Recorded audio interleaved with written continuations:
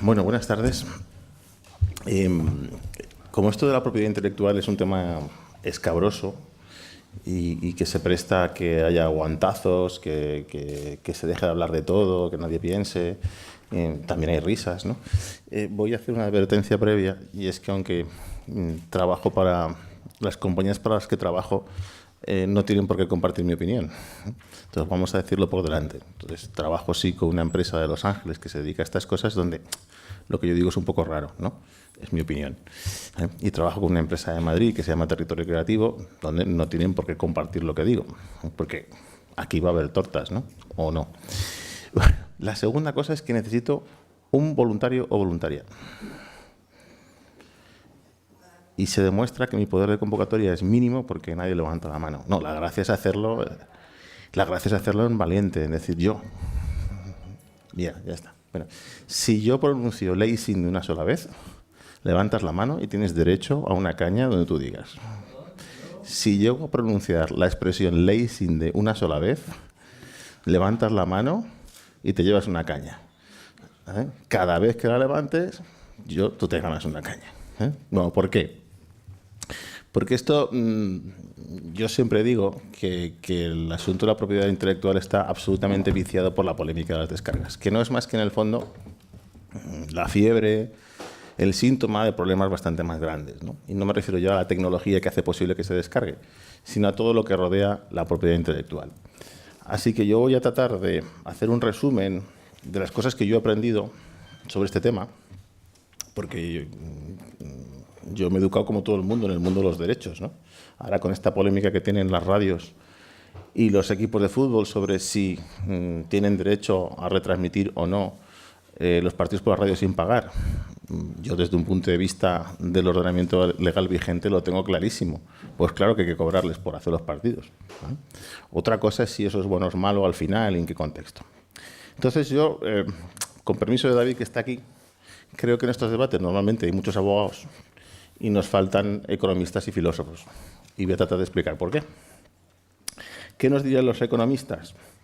Para empezar, que lo que llamamos propiedad intelectual, al menos en España, para ellos sería el conjunto de las patentes y el derecho de autor. Y aquí hay tradiciones legales distintas, algo que David seguro que puede explicar mejor, con el derecho de autor europeo y la manera de entenderlo los anglosajones. Pero yo siempre que hablo aquí de propiedad intelectual voy a hablar tanto de patentes como derecho de autor, porque al fin y al cabo se trata de protecciones sobre ideas, conocimientos, innovaciones, etc. Entonces, lo primero que nos dirían los economistas de lo que es la propiedad intelectual es que es un monopolio. Y para los economistas un monopolio siempre es malo. ¿Por qué? Porque suele resultar en que todo es más caro y hay menos oferta de bienes. Por lo tanto, el razonamiento de los economistas será, leñe, tiene que haber una muy buena razón para poder justificar un monopolio. Entonces, estamos acostumbrados a escuchar muchas cosas, pero al final lo que se debería tratar de demostrar es que existe una razón económica, que generalmente es la de proteger la inversión que ha hecho el productor, que ha hecho quien sea, para recuperar ese dinero. Entonces, habría que poder demostrar que solo la propiedad intelectual garantiza que esa inversión se pueda recuperar. Esto es una mirada de economistas, ¿no? Si el monopolio es malo, tiene que haber una muy buena razón para tenerlo, ¿no? La siguiente cuestión importante es que es un monopolio temporal. Y aquí es donde entramos en problemas filosóficos gordos. ¿Conocéis alguna otra propiedad que sea temporal?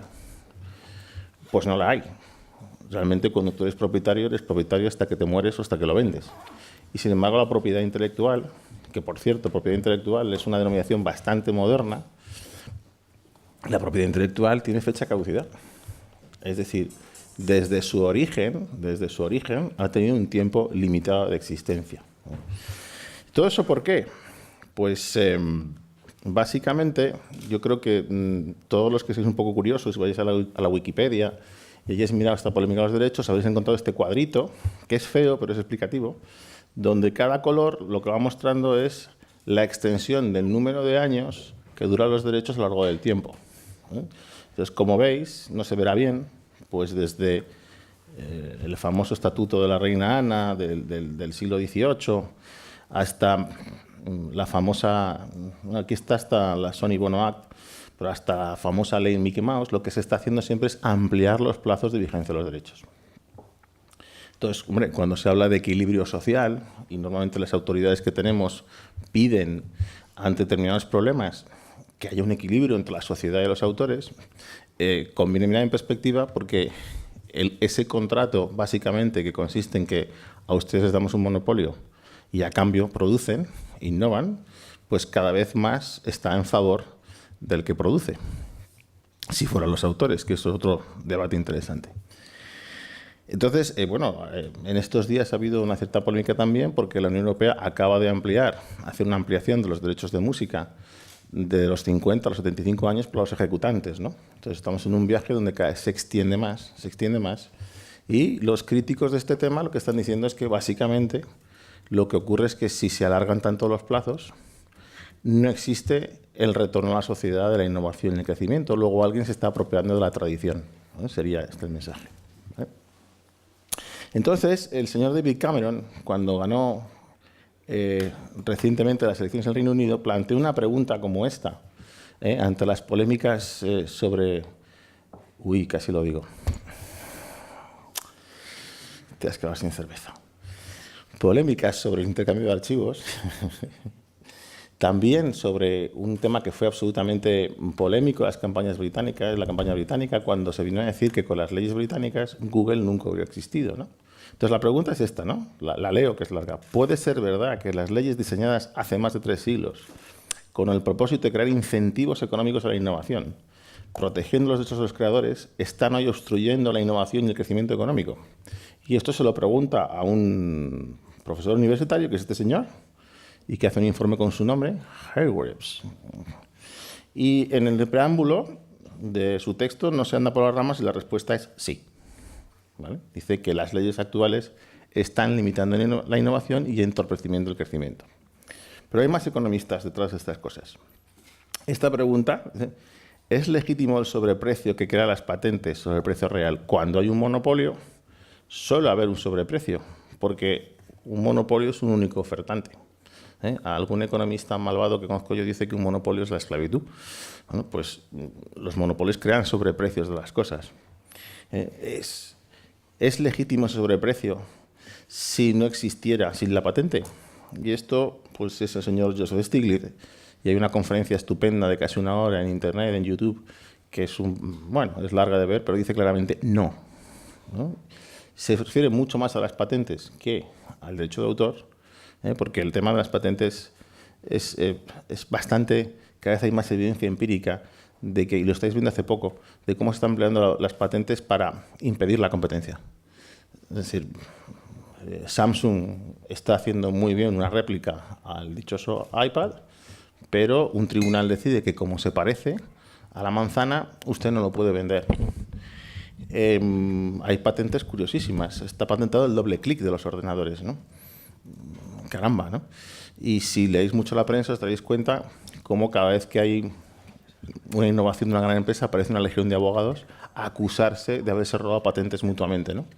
Esto es una guerra que al pequeño le impide poder hacerlo. Como te caiga un abogado grande de una empresa grande y tú no tengas dinero para litigar, te quedas sin innovación, ¿vale? Y luego había una posición todavía más extrema, ¿no? Estos señores se llaman Baldwin y Levine, que tienen un libro que se puede descargar absolutamente libremente en la red y que se llama Contra el monopolio intelectual. Está en inglés, uno es italiano, el otro es americano. Y las citas que voy a poner son de Juan Urrutia, un economista español, y estos señores básicamente lo que dicen, y esto es un poco raro, el valor descontado presente de vender un bien intangible sin copyright es positivo. No solo es positivo, sino que además es mayor cuanto más fácil sea la copia. Lo que viene a decir es que todos los ingresos futuros acumulados de lo que yo haga sin copyright va a ser positivo. No dice si es mucho o poco, sino que es positivo, que hay retorno. Entonces la conclusión es, si hay retorno, entonces no hace falta la propiedad intelectual, ¿no? Por supuesto son economistas raros estos, ¿no? No vamos a encontrar gente que dice lo contrario, ¿no? Y esta es una conclusión de Urrutia. Dice, bueno, el conceder un monopolio temporal al autor y al editor, lejos de incentivar la innovación, la perjudica porque la innovación es secuencial. Pero no solo la innovación, el arte es secuencial. Y lo podremos ver cualquiera. Habéis visto todas las representaciones de Madonas, de vírgenes que a lo largo de la historia, pues son variaciones sobre el mismo tema, ¿vale? Ya que el protegido, además, no tiene incentivo para innovar más. O sea, ¿qué pasa cuando hay un monopolio muy grande? Pues tienes un monopolio por una patente. Pues que tienes tal poder de mercado, ganas tanta pasta, que ¿para qué vas a inventar? No tienes que hacer nada nuevo, ¿no? Y esto es... En fin, un ejemplo que cuentan todos estos señores, el de la máquina de vapor, ¿no? A todos en el colegio os han dicho, o nos han dicho, que la revolución industrial empezaba cuando el señor Watts inventa la máquina de vapor. ¿Os suena esto, no? Bueno, pues no es así. Resulta que había más máquinas de vapor antes del señor Watts y hubo muchas más después del señor Watts. Lo que hizo el señor Watts fue conseguir de las autoridades británicas una patente. La tuvo que luchar, porque no era un derecho automático. Había que explicar por qué usted se podía quedar con algo como una invención, ¿no? Entonces, a lo que dedicó el señor Watts durante los 12 años que duró la patente fue a litigar contra todos los que quisieron no solo copiar su máquina, sino introducir innovaciones sobre ellas. Entonces, la cosa fue tan chunga que incluso el propio Watts no pudo mejorar su máquina porque otros introducían... Pensad que la máquina de vapor en esos tiempos es un instrumento todavía poco perfeccionado, con riesgo, mejoras de eficiencia. A uno se le ocurría meter una cosa, a otro se le ocurría meter otra, ¿no? Pero como Watts tenía patentado el suyo y estaba luchando contra los demás, no podía adoptar las innovaciones de los otros para mejorar la suya propia. Obviamente, el monopolio es para poder vender muchas, ¿no? Entonces, la extensión de la máquina de vapor se produce cuando vence a la patente de Watts.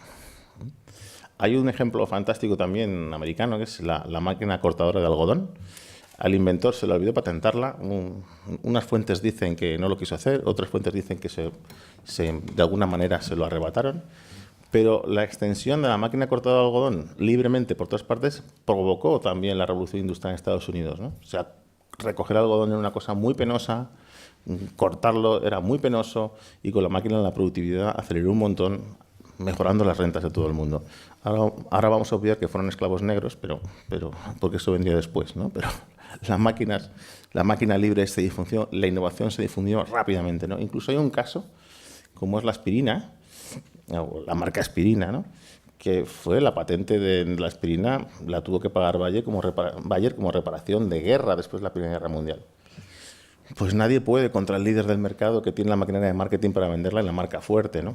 Entonces, todo el mundo puede fabricar aspirina, ácido acetilsalicílico, pero sigue siendo Bayer la que tiene el dominio del mercado, ¿no? Porque estos economistas argumentan que al final quien llega primero pega dos veces, que el que hace marca tiene una ventaja muy fuerte, y aunque los demás te copien, lo único que va a hacer es bajar los márgenes y sobre todo acelerar tu propia innovación para seguir inventando y mejorando el producto, ¿no?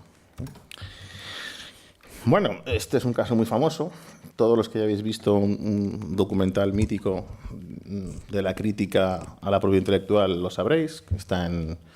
Hacen mucho énfasis en ello en el Remix Manifesto, ¿no? Pues cómo Disney cogió a Pinocho, se inspiró en unos dibujos que estaban en dominio público y de repente Pinocho queda bloqueado porque lo que estaba en dominio público ya no es dominio público. Y sin embargo, pues se parece mucho un muñeco al otro. No sé si cogió una foto del original de la película o no, pero como tantas otras cosas de la cultura y del arte son transformaciones de lo que hace la gente, ¿no? Entonces la cuestión aquí, y no me voy a extender muchísimo, porque yo espero que nos preguntemos muchas cosas. La propiedad intelectual afecta a todo el proceso de producción y creación audiovisual. Es decir, el título de esta mesa, que nos lo han puesto con distribución, ya de Creative Commons en concreto, yo creo que le faltan cosas, ¿no? Y es que tú, para producir, también dependes de las patentes. El software tiene patentes, las lentes tienen patentes, las cámaras tienen patentes, las salas de edición tienen patentes. Los derechos que tú utilizas para montar en un documental tienen unos precios tremendos. Hace poco se publicó el caso de esta película de la SCAC, donde decía literalmente El País que la película les había costado 60.000 euros, aunque no contaran las horas de los chavales, pero los derechos de la música que emplearon para esa película, que es experimental, etcétera, costaron 80.000. Entonces, hay miles de anécdotas sobre el peso de todos estos derechos, sobre la cantidad de materiales que no se reutilizan por lo que piden los propietarios de los derechos para hacer obras nuevas, ¿no? Es una barrera, es un límite muy claro a la creación y a la innovación, el precio de los derechos, ¿no? Entonces nos afecta a todos y finalmente afecta a la distribución generalmente, y tal y como hemos entendido siempre, porque claro, es extremadamente sencillo que algo que estaba protegido con un derecho exclusivo, que eso es la propiedad intelectual, de repente la gente hace uso de él sin pedir permiso al propietario. Y digo al propietario porque casi nunca es el autor real, ¿no? Entonces, afecta a todo el proceso y afecta duramente porque toda la economía, y esto es de perogrullo, pero conviene repetirlo, toda la economía en la concepción del producto audiovisual se basa en la explotación de ese derecho. Hay incluso un famoso profesor de marketing de cine americano que en su manual deja muy claro que la base del negocio es la creatividad, pero que el negocio es el copyright. Entonces, las bases del sistema están alteradas, ¿vale? Y ahora hablamos de transmedia. Esta mañana Alberto decía, al final, la verdadera innovación de lo que ahora hacemos como transmedia es la participación del público. El proceso de co-creación que está haciendo la gente con los materiales. El caso que hemos visto del barco es muy claro, ¿no? Y hace poco yo tuve una anécdota, no voy a decir de quién es, porque me lo contaron en privado, pero básicamente, a lo mejor os suena. Un proyecto pone a disposición del público pues, una serie de pistas musicales para ser transformadas y la gente pues, se porta muy bien, te devuelve sus aportaciones con letras, con interpretaciones.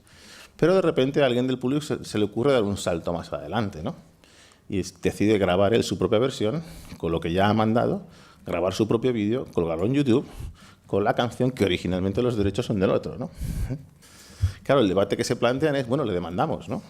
Entonces se les encendió la bombilla y dijeron, no tiene ningún sentido, ¿no? Y además, fijaros dónde estamos, ¿no? El conflicto moral de pedir yo al público que colabore y, sin embargo, solo yo tengo derecho a hacerlo, ¿no? O preguntas que deberíamos hacernos todos inmediatas es, pagamos un montón de televisiones públicas que generan un montón de material que pagamos nosotros y, sin embargo, no podemos reutilizarlo, ¿no? Y esta es la era en la que todos somos autores porque la tecnología nos deja producir a todos. No esa cosa tan complicada. Rodar era muy complicado. Mi iPhone graba muy bien, ¿eh? Entonces, ¿por qué yo no puedo coger el nodo libremente como ciudadano de este país y utilizarlo?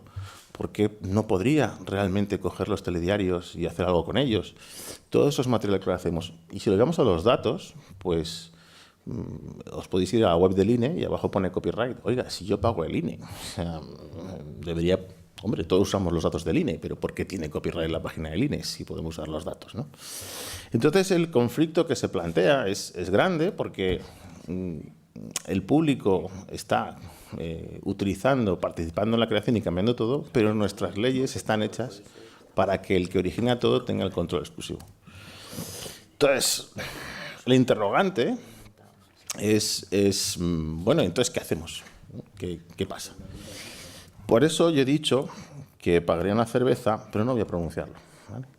Porque cada vez que hablamos de descargas, estamos limitándonos a un problema concreto que es doloroso para quien ha montado su negocio a base de vender DVDs. Es doloroso, ¿no? Es complejo.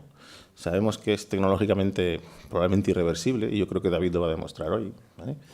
Por lo tanto, cada vez que tenemos esas grandes polémicas sociales discutiendo sobre si es legal o no es legal descargar, yo creo que estamos todos perdiendo un poquito el norte. El verdadero problema es discutir sobre los incentivos a la creación, ¿no? Y cuál es la relación entre creatividad y comercio, ¿no? Y una vez que tengamos esas conclusiones, y si es verdad que los economistas tienen razón, que no haría falta probablemente, o que si hace falta tiene que ser mucho más pequeña y para muchas otras menos cosas, y que sea mucho más exigente adquirirla, ¿vale?